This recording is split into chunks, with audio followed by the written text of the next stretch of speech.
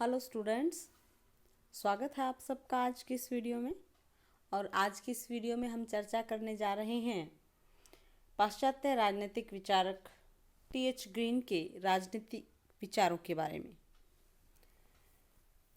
Green की प्रसिद्ध पुस्तक है lectures on the principle of political obligation.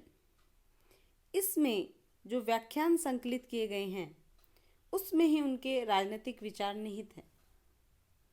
उनके राजनीतिक विचारों का सार इस एक कथन में हमें दिखाई पड़ता है कि मानव चेतना स्वतंत्रता चाहती है, स्वतंत्रता के लिए अधिकार आवश्यक होते हैं और अधिकारों के संरक्षण के लिए राज्य आवश्यक है। यही उनके राजनीतिक विचारों का सार हम कह सकते हैं।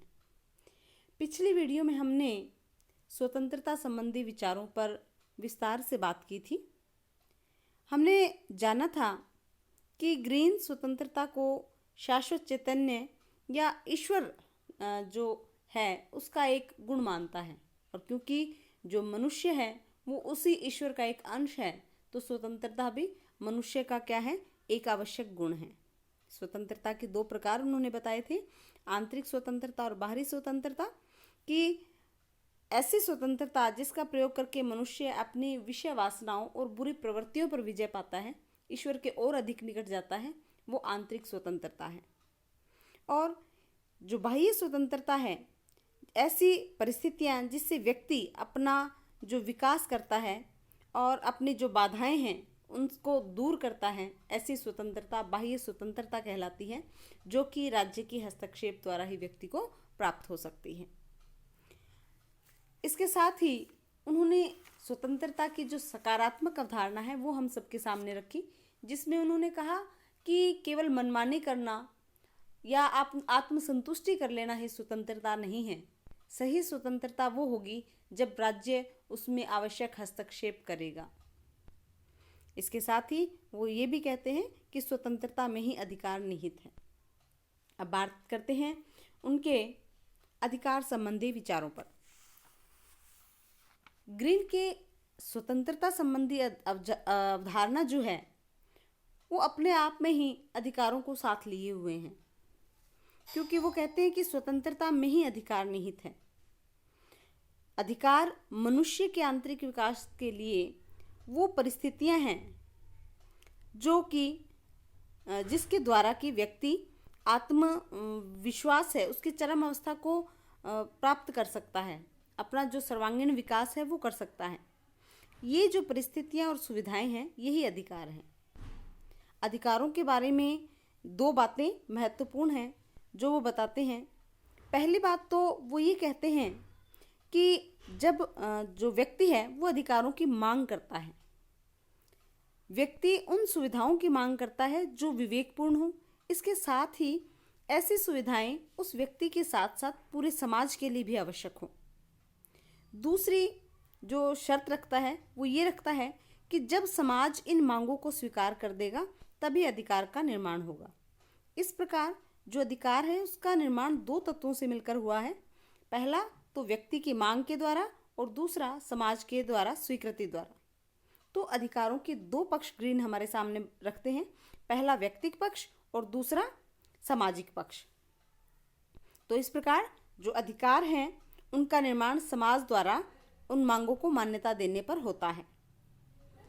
इसके साथ ही ग्रीन व्यक्ति के प्राकृतिक अधिकारों से असहमति प्रकट करता है और वो कहता है कि जो प्राकृतिक अधिकार है वो एक व्यर्थ की या एक कल्पना की वस्तु है, क्योंकि जो अधिकार है वो केवल समाज में ही संभव है।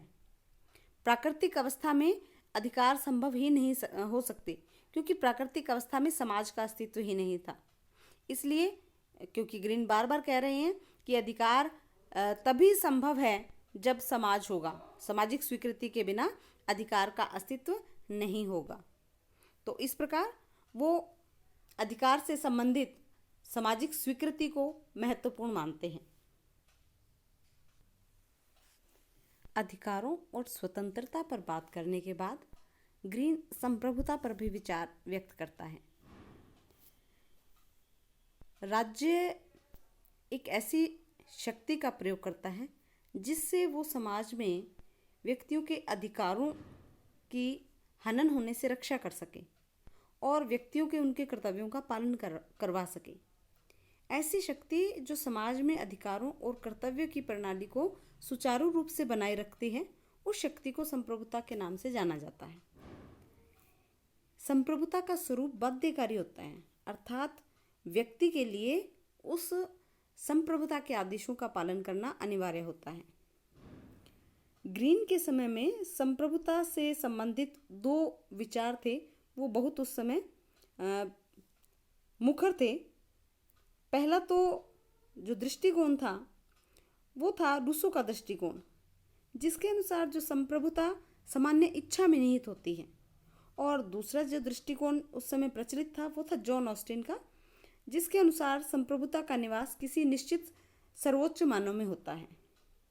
लेकिन ग्रीन ये दोनों विचारों को एक दूसरे का पूरक विचार मानता है। वो कहता है दोनों में से कोई भी विचार पूरा नहीं है, बल्कि ये दोनों विचार ही एक दूसरे के पूरक हैं। वो कहता है कि राज्य का जो अस्तित्व है वो सामान्य हित की अभिव्यक्ति करने वाली सामान्य इच्छा पर आधारित है, अर्थात राज्य की संप्रभुता का आधार जो है वो समाज की इच्छा है, क्योंकि उसी के अनुसार ही जो व्यक्ति हैं वो किसी आदेशों का पालन करते हैं, अपनी इच्छा के अनुसार ही करते हैं। दूसरा, ग्रीन ऑस्टिन के संप्रभुता सिद्धांत के आधार पर वो इस बात को स्वीकार करते हैं कि एक पूर्ण रूप से विकसित समाज में कोई निश्चित मानव या समूह ऐसा होना चाहिए जिसके पास कानून निर्मित कर क्रियान्वित करने की शक्ति होनी चाहिए और जिसकी शक्ति पर किसी प्रकार का वैधानिक अंकुश ना हो। तो इन दोनों ही सिद्धांतों की जो बातें हैं उसको वो स्वीकार करता है। तो ग्रीन के अनुसार संप्रभुता क्या है? ग्रीन के अनुसार संप्रभुता सामान्य हित पर आधारित ऐसी शक्ति जो सामाजिक मान्यता प्राप्त किसी एक व्यक्ति या व्यक्ति समूह के माध्यम से अभिव्यक्त होती है और जिसको सामाजिक हित में सामाजिक कल्याण का रूप जानकर सभी लोगों के द्वारा उसके आदेशों का पालन किया जाता है, उसे स्वीकार किया जाता है। ग्रीन इसे सार्वभौम बुद्धिमत्तापूर्ण इच्छा के नाम से पुकारते हैं। इस प्रकार हम देखते हैं कि संप्रभुता के संबंध में उन्होंने रूसो की सामान्य इच्छा और ऑस्टिन के एक निश्चित मानव जो है दोनों विचारों को ग्रहण किया है। अब बात करते हैं हम राज्य की उत्पत्ति व कार्य के बारे में ग्रीन के विचारों के।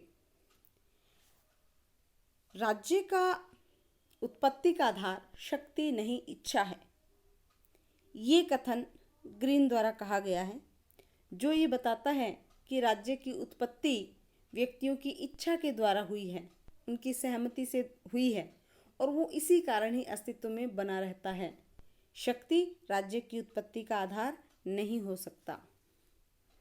अधिकारों की रक्षा के लिए जो राज्य है वो अस्तित्व में आता है। सामान्यतः क्या होता है, समाज में सभी व्यक्ति जो अधिकार हैं उनका प्रयोग भी करते हैं और दूसरे के अधिकारों का सम्मान भी करते हैं। परंतु कई बार क्या होता है कि जो व्यक्ति हैं अपने निजी हितों के कारण दूसरे के अधिकारों की उपेक्षा करने लगता है। तो समाज में एक ऐसी संस्था की आवश्यकता होती है जो सभी परिस्थितियों में सभी मनुष्यों के हितों की रक्षा कर सके, और ऐसी जो इच्छा होती है, इस सामान्य इच्छा के फलस्वरूप ही राज्य की उत्पत्ति होती है, राज्य की सृष्टि होती है। इसको जब हम कहते हैं कि राज्य द्वारा बल प्रयोग किया जाता है तो इसका आधार हमारी सहमति ही होती है, हमारी मर्जी ही होती है। हम सबकी इच्छा से ही राज्य ऐसा करता है क्योंकि हमने इसके लिए उसकी स्थापना की है।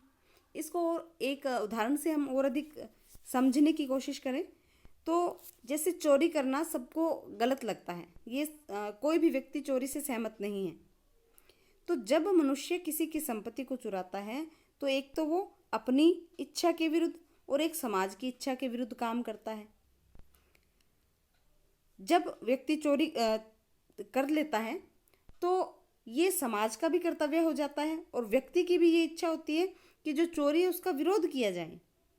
जब पुलिस है और जो न्यायालय है इस कार्य से उसको रोकते हैं तो वे वास्तव में शक्ति का प्रयोग नहीं करते, बल्कि हमारी उस इच्छा का प्रतिनिधित्व करते हैं जो कि हमने की थी। उसको दिया जाने वाला जो दंड होता है वस्तुतः उस व्यक्ति या उस समाज या उस सामान्य इच्छा का ही परिणाम होता है। तो रूसो का कहना था कि जो हमारी इच्छा है वही राज्य की उत्पत्ति का कारण है।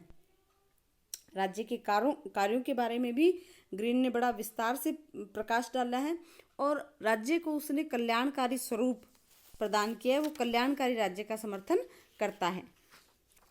राज्य के कार्यों के बारे में ग्रीन का कहना है कि राज्य का उद्देश्य मनुष्य का नैतिक विकास करना है, इसलिए उसके जो सारे कार्य हैं वो इसी उद्देश्य के लिए किए जाने चाहिए। राज्य के जो कार्य हैं उसके संबंध में ग्रीन का कहना है कि राज्य का कार्य व्यक्ति के जीवन में या व्यक्ति के जो नैतिक जीवन है उसके मार्ग में आने वाली बाधाओं को दूर करना है, बाधाओं की बाधा बनना है। ये जो शब्दावली है बाधाओं का बाधक बनना, ये ग्रीन ने कांट से ग्रहण की है। क्योंकि ग्रीन कहता है कि यदि कोई व्यक्ति दंड के भय से नैतिक बनता है, अच्छा बनता है, तो ये केवल ढोंग है। क्योंकि जो नैतिकता होती है वो दिखावे की वस्तु नहीं है, आडंबर की वस्तु नहीं है, ये व्यक्ति की आंतरिक वस्तु है। और यदि राज्य कोई ऐसा दंड विधान करे जिससे नैतिकता को बढ़ाने या फैलाने का प्रयास किया जाएगा, तो इससे केवल, क्योंकि व्यक्ति उसे अंदर से नहीं मान रहे, आत्मा से स्वीकार नहीं कर रहे हैं, इसलिए ये क्या होगा, केवल पाखंड और आडंबर को बढ़ाने वाला होगा। तो ग्रीन का ये कहना है कि राज्य को प्रत्यक्ष या स्पष्ट रूप से ऐसे कोई कार्य नहीं करने चाहिए जो नैतिकता को बढ़ाने में सहायक हो, बल्कि राज्य को तो ऐसी परिस्थितियां उत्पन्न करनी चाहिए जिसमें नैतिकता का विकास संभव हो सके। राज्य को अपने जो नियम और कानून हैं वो इस प्रकार के बनाने चाहिए कि व्यक्ति के नैतिक विकास के मार्ग में आने वाली बाधाएं दूर हो सके। ऐसी उन्होंने कई परिस्थितियों का जिक्र किया है और ऐसी परिस्थितियों को ये जो बाधाएं हैं उनका जिक्र किया और इन बाधाओं को दूर करने का कार्य है वो राज्य के द्वारा किया जाना चाहिए। जैसे प्रमुख बाधाएं जो उन्होंने बताई है, पहली बाधा वो बताते हैं अशिक्षा और अज्ञान की। वो कहते हैं जिस प्रकार किसी मनुष्य का कोई अंग नहीं होने के कारण वो अपंग होता है, उसी प्रकार यदि व्यक्ति शिक्षित नहीं है तो भी वो अपंग है। अतः इस बाधा को दूर करने के लिए राज्य को आवश्यक रूप से विद्यालयों की स्थापना करनी चाहिए और प्रारंभिक शिक्षा को अनिवार्य बनाना चाहिए, क्योंकि शिक्षा के द्वारा मनुष्य की नैतिकता का विकास होता है। तो इस बाधा को दूर किया जाना चाहिए राज्य के द्वारा। दूसरी बाधा उस समय उन्होंने बताई है वो मद्यपान की बुराई थी, क्योंकि जो शराब का नशा होता है वो भी अज्ञान की तरह ही मनुष्य के जीवन को खराब कर देता है, मनुष्य के विकास के लिए बाधक है।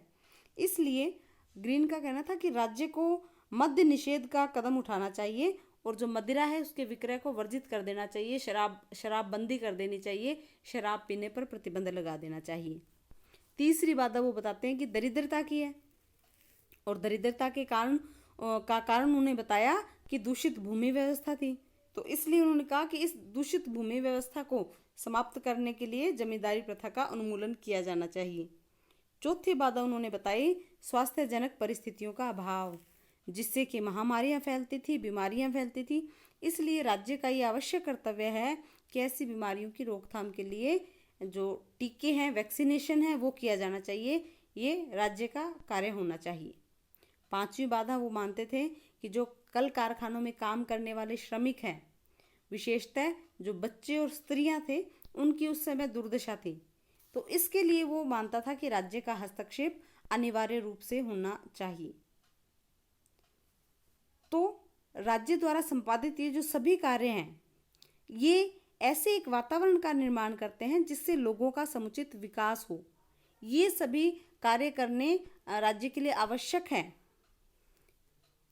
तो जो ग्रीन है वो राज्य के उससे संबंधित जो विचार हैं उससे हम ये निष्कर्ष निकाल सकते हैं, कंक्लूजन निकाल सकते हैं कि उसने व्यक्ति को विशेष महत्व दिया है और उसने एक लोक कल्याणकारी राज्य का जो विचार है वो उसके विचारों में देखने को मिलता है। ग्रीन ने ही इस विचार को सबसे पहले प्रबलता से रखा कि राज्य को जनता के कल्याण के लिए सभी प्रकार के आवश्यक कानून बनाने चाहिए। वो व्यक्ति को विशेष महत्व प्रदान करता है, विशेष सम्मान देता है और वो उसको साध्य मानता है। वो राज्य का साधन नहीं, वो कहता है कि जो व्यक्ति है वो साध्य है और राज्य है वो साधन है, और इस दृष्टि से वो पूरे जो राज्य के कार्य हैं उनका वो निर्धारण करता है। इस प्रकार हम देखते हैं, जो हमने कथन सबसे पहले देखा था कि मानवीय चेतना स्वतंत्रता को जन्म देती है, स्वतंत्रता में अधिकार निहित है और अधिकार राज्य की मांग करते हैं। तो यहाँ ये जो सब चीज़ें हैं यहाँ स्पष्ट हो जाती हैं कि कैसे स्वतंत्रता, अधिकार और राज्य एक दूसरे से जुड़े हुए हैं। ग्रीन ही हमें बताते हैं कि राज्य का जो आधार है वो इच्छा है, शक्ति नहीं, और वही हमें लोक कल्याणकारी राज्य का मार्ग भी दिखलाते हैं। आज की इस वीडियो में इतने ही। इसके बाद नेक्स्ट वीडियो में हम जो इसका पार्ट 2 होगा उसमें हम उनके अन्य राजनीतिक विचारों पर चर्चा करेंगे। तब तक के लिए थैंक यू, धन्यवाद।